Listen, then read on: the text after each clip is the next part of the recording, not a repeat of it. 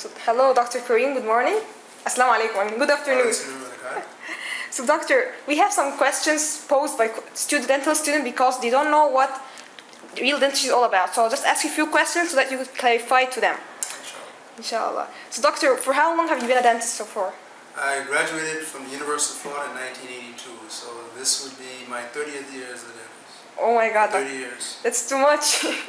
Okay, doctor. So why do you love this job? To me, dentistry is the ideal profession for me. From the time I was in high school, I always wanted to have an occupation that was in the medical field.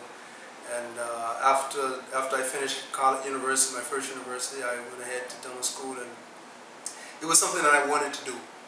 This was something that I wanted to do.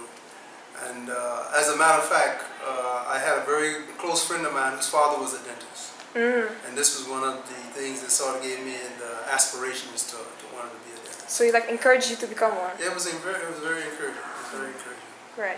So what do you think is the most important quality a person must attain to be a dentist? Well, you have to have a certain level of intelligence. This is normal. And you have to enjoy helping people. This is one thing that's very important, is that you want to be able to help people. And you also want to be able to feel as though that you are benefiting society.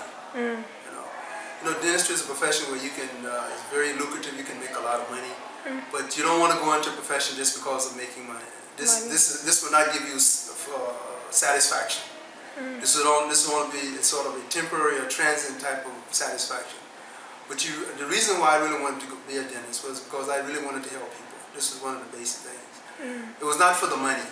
This is just some of the added benefits that comes with the occupation or the profession. So this is one of the things that you really want to help people. And another thing I think that's important is you have to have the ability to see the outcome of things. Because dentistry also involves a certain amount of art.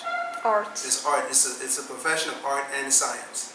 So if you have to have a view of what you want to see as an outcome, the end product. You sometimes can view this before it takes place. And once you follow the principles that you will be taught in school, God's willing, inshallah, things will turn out good. Good, doctor. So, doctor, how do you think a person should treat patients? Like a doctor, right? You treat patients as you would treat yourself. When a patient sits in the chair, you should think of yourself sitting in that chair. How would you treat yourself? This is how you should treat patients. You treat them as though you were sitting in that chair. This has always been my principles. This was something I even learned from before I even went to dental school. This is something I was brought up with. You treat people the way you want to be treated. So this is a principle I maintained throughout my 30 years of practicing dentistry. I always try to treat patients the way I would treat myself. Okay, and what's a doctor's representative? I mean, his demeanor, is his demeanor important?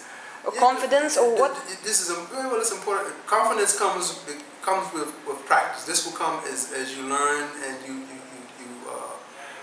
develop your skills and you start to work. The more you work, the more you do a certain form of treatment. Not to do the treatment on a routine basis, but the more you do the treatment, it becomes more natural. You develop your confidence, like anything. The more you sort of repeat it, the more confidence you build in yourself. So that's why it's important that once you've graduated from dental school, always tell patients this thing: you have to get your hands, as I say, you have to get your hands greasy. You have to work. This is important. You have to work. You can view as many times as you want, but you have to work. So, Dr.